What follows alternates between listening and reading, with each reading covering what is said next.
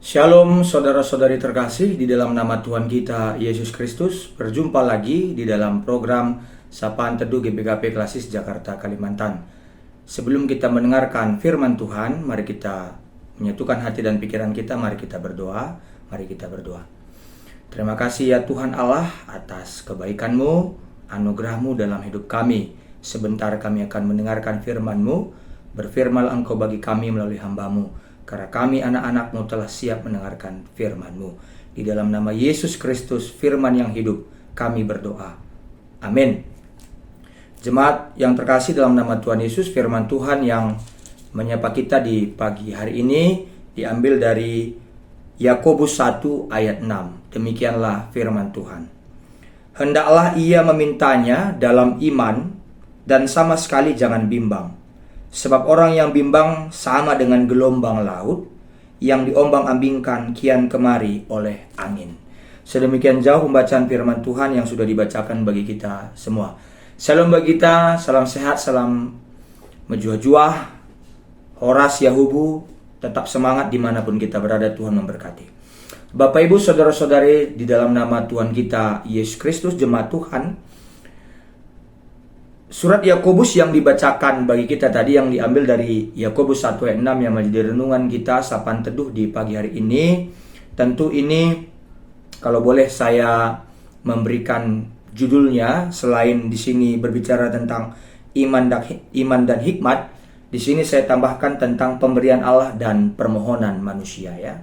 Kita akan membahas bagaimana iman dan hikmat itu berkaitan dengan bagaimana kita menerima pemberian Allah dan bagaimana kita bermohon sebagai manusia kepada Allah sang pemilik kehidupan kita, saudara-saudari terkasih di dalam nama Tuhan kita Yesus Kristus. Saudara-saudari terkasih di dalam nama Tuhan kita Yesus Kristus, tentu Dia adalah Allah, kita adalah manusia. Tentu ada perbedaan yang sangat mendasar. Dia pemilik kehidupan, kita adalah ciptaannya. Dia pencipta, kita adalah ciptaan Allah itu sendiri. Itu sudah sangat berbeda sekali secara mendasar perbedaan kita dengan Allah sendiri. Seperti itu dia. Tapi hari ini kita akan disapa oleh firman Tuhan yang terambil dari Yakobus 1 ayat 6 ya. Surat Yakobus ini berbicara tentang bagaimana semua pengalaman ujian dalam kehidupan kita, menggunakan semua pengalaman ujian di dalam kehidupan kita dengan cara yang benar. Begitu dia kira-kira. Tentu banyak sekali permohonan kita, baik yang disampaikan melalui doa ya, kita katakan melalui doa begitu, yang belum tentu itu dijawab oleh Tuhan. Ataupun kita katakan begini, yang bisa saja itu kita anggap permohonan yang terbaik, tapi kenapa Tuhan seperti tidak mengiyakannya? Begitu. Seperti tidak mengiyakannya ya. Kenapa justru banyak sekali tekanan yang kita hadapi, banyak sekali pergumulan yang kita hadapi, tantangan-rintangan yang kita hadapi, sementara kita sudah rajin pelayanan, kita sudah setia dalam iman kepada Tuhan. Begitu dia kira-kira. Kita juga tidak pernah lupa berdoa kepada Tuhan, bukan hanya sekedar rutinitas doa kita itu, tapi justru banyak ujian yang kita alami, banyak ujian yang kita hadapi, banyak pergumulan yang kita hadapi, saudara-saudari terkasih di dalam nama Tuhan kita Yesus Kristus. Tapi ternyata dari pembelajaran kita, perenungan kita dari surat Yakobus ini, ujian-ujian yang diizinkan Allah hadir di dalam kehidupan kita, apakah ketika kita punya cita-cita, punya harapan yang kita sampaikan kepada Tuhan, sepertinya harapan itu tak kunjung datang, tak kunjung nyata, seperti itu, justru itulah cara Tuhan untuk menaikkan level keteguhan iman kita. Ya, justru itu cara Tuhan menaikkan ataupun terus meningkatkan keteguhan iman kita, keteguhan iman dan pengharapan kita kepada Tuhan. Begitu dia.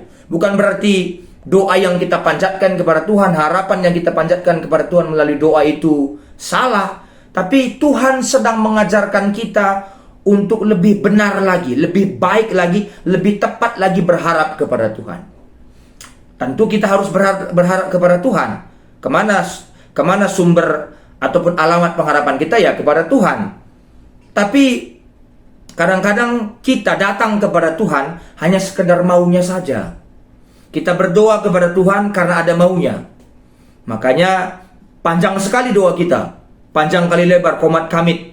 Bibir kita, mulut kita, entah apa kita omongkan. Entah apa kita sampaikan. Kita kiranya Tuhan itu tidak tahu seperti itu. Makanya saudara-saudari terkasih dalam nama Tuhan kita Yesus Kristus, ketika selesai berdoa ataupun meminta sesuatu yang kita harapkan kepada Tuhan, apakah kita ingin mendapatkan hikmat, apakah kita ingin mendapatkan kepintaran, mendapatkan apapun itu yang kita inginkan, yang kita harapkan kepada Tuhan, kita mudah sekali terombang-ambing seperti bahan renungan ataupun bahan sapaan teduh kita di pagi hari ini. Ketika sudah kita aminkan doa kita itu, kita tidak percaya. Benar nggak ya? Kita bilang begitu. Padahal kata amin itu berarti mengiyakan begitu. Apapun yang kita ucapkan tadi, kita menjejali kepada Tuhan dengan kata-kata kita. Kita jejali Tuhan itu dengan kata-kata kita lewat doa-doa kita yang panjang sekali kata-katanya itu. Setelah kita katakan amin, harusnya kita percaya lewat kata-kata yang kita ucapkan itu. Tapi ternyata kata-kata itu hanya sekedar formula kata-kata, formula rutinitas saja. Yang penting doa. Yang penting kalau mau ujian doa, jangan lupa doa. Kayaknya kalau nanti mau ujian ada doanya, kayaknya udah pasti lulus itu. Belum tentu juga kalau tidak punya persiapan. Makanya pemahaman orai labora artinya berdoa dan bekerja dan berdoa. Doakan yang dikerjakan, kerjakan yang didoakan, kan begitu. Jadi artinya saudara-saudari, di sini jelas dikatakan hendaklah ini semacam ajakan ya, semacam ajakan. Hendaklah meminta dalam iman, jangan bimbang dalam permintaan itu. Kenapa kita diminta untuk jangan bimbang? Kebimbangan adalah salah satu dasar ataupun salah satu wujud kita tidak mengenal Tuhan dengan baik. Kita tidak tahu bahwa Tuhan memelihara hidup kita. Kita tidak tahu Tuhanlah sang sumber harapan itu. Tuhanlah yang bisa menggenapi harapan kita. Tuhanlah yang bisa menyatakan harapan kita dengan nyata, senyata-nyatanya saudara-saudari terkasih. Maka jangan bimbang. Orang yang bimbang berarti tidak punya pengenalan yang baik, tidak punya hubungan yang baik dengan Tuhan, tidak punya komunikasi yang baik dengan Tuhan. Jadi dia tidak mengerti apa kehendak Tuhan, dia tidak mengerti apa yang diinginkan Tuhan, apa yang diharapkan Tuhan baginya. Dia hanya sekedar perlunya saja meminta. Ya tahulah kita contohnya apa sekedar perlunya saja minta umpamanya mau ujian, umpamanya banyak pergumulan karena selama ini nggak datang gereja, nggak pernah aktif begitu, ya datanglah kepada Tuhan kayak mesin aja. Tuhan itu kayak dukun begitu dia kira-kira. Padahal Tuhan lebih dari yang kita pikirkan, yang dipikirkan oleh otak kita yang terbatas ini. Saudara-saudari yang terkasih, meminta dalam iman artinya menyerahkan semuanya kepada Tuhan, apapun yang kita doakan. Jawaban doa hanya ya dan tidak. Tidak pernah ada kata tunggu. Tidak pernah. Ketika Tuhan mengatakan tidak, kita harus peka atas kata tidak yang dikatakan oleh Tuhan. Kita harus peka, punya kepekaan rohani. Dan ketika Tuhan mengatakan ya, bukan berarti Anda lebih hebat beriman dibandingkan orang lain. Bisa saja Tuhan mengatakan ya, Tuhan ingin menguji kita, anak ini sombong atau tidak misalnya. Bisa saja Tuhan mengatakan tidak, Tuhan ingin melihat kita ini tetap bersama dengan Tuhan ketika Tuhan mengatakan tidak, atau meninggalkan Tuhan. Begitu. Jadi tidak ada kata tunggu. Tidak ada kata tunggu. Tuhan hanya ingin dalam kata tidak itu, ketika Tuhan mengatakan tidak dalam pengharapan kita yang kita ucapkan dalam doa, dalam kata tidak itu Tuhan yang menginginkan kita tetap punya iman yang teguh. Iman yang teguh tidak pernah meninggalkan Tuhan, dan iman yang teguh tak pernah bimbang, tak pernah terombang-ambingkan. Bapak Ibu saudara-saudari terkasih, hari ini kita diajak untuk meminta kepada Tuhan, berharap kepada Tuhan. Dan bagaimana seharusnya kita meminta ya? Kita harus meminta dengan penuh iman kepada Tuhan. Iman itu artinya punya hubungan yang baik dengan Tuhan, punya komunikasi yang baik. Jangan hanya karena ada perlunya kepada Tuhan. Bercakap-cakaplah dengan Tuhan selayaknya Anda bercakap-cakap dengan sahabat Anda sendiri, dengan teman hidup Anda sendiri. Saudara-saudari terkasih, saya sangat kagum sekali dengan tokoh-tokoh Alkitab yang punya hubungan pribadi yang baik dengan Tuhan, percakapan yang baik dengan Tuhan. Saudara-saudari terkasih, maka jangan tunggu itu semua. Mari nikmati perjumpaan dengan Tuhan dalam setiap momen-momen penyembahan kita, doa kita, apapun yang kita kerjakan di dalam kehidupan ini, saudara-saudari yang terkasih dalam nama Tuhan kita Yesus Kristus. Amin, kita berdoa. Bapa, kami bersyukur atas firman-Mu yang telah menyapa kami. Kiranya kami boleh mendengarkannya dengan baik dan memakaikannya, dan kami boleh berharap sepenuhnya hanya kepadamu. Terima kasih ya Tuhan atas semua ujian yang Kau izinkan hadir dalam hidup kami. Itu semuanya untuk meneguhkan kami, menguatkan kami, meningkatkan pengharapan kami kepadamu, iman kami kepadamu. Kami berdoa untuk jemaat GBKP Rugun Samarinda, GBKP Sangatta, Pos PI Bontang. Tuhan juga berkati semua jemaat-jemaat Tuhan di sana, supaya mereka tetap bertahan, tetap kuat, apapun tantangan yang mereka hadapi, mereka sanggup menghadapinya karena punya persekutuan yang baik sebagai sesama jemaat yang selalu mengandalkan Tuhan.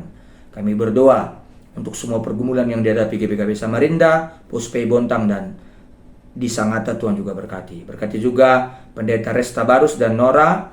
Kami juga mendoakan supaya Tuhan selalu memberkati pelayanannya, memberkati anak-anak, memberkati keluarganya, secara khusus Nora juga dalam pemulihan kesehatan. Tuhan yang selalu memberkati, menguatkan. Kami juga berdoa untuk Vikaris Roy Prananta Purba. Tuhan juga berkati dalam pelayanannya di Sangatta dan Bontang. Tuhan selalu menguatkan dia, memproses dia untuk menjadi lebih baik lagi. Pertudiakan yang ada di jemaat ini, Tuhan juga berkati di Samarinda, di Bontang, dan juga di Sangatta. Tuhan juga berkati. Terima kasih ya Tuhan. Inilah doa dan pengharapan kami kepadamu. Kami panjatkan dalam satu nama yang indah, Yesus Kristus Juru Selamat kami. Marilah bersama-sama kita mengucapkan doa yang telah diajarkan oleh Tuhan Yesus kepada kita. Mari kita ucapkan doa Bapa kami. Bapa kami yang di sorga, dikuduskanlah namamu. Datanglah kerajaan-Mu, jadilah kehendak-Mu di bumi seperti di sorga. Berikanlah kami pada hari ini makanan kami yang secukupnya. Dan ampunilah kami akan kesalahan kami, seperti kami juga mengampuni orang yang bersalah kepada kami. Dan janganlah membawa kami ke dalam pencobaan, tetapi lepaskanlah kami daripada yang jahat. Karena Engkaulah yang mempunyai kerajaan, dan kuasa, dan kemuliaan sampai selama-lamanya. Amin.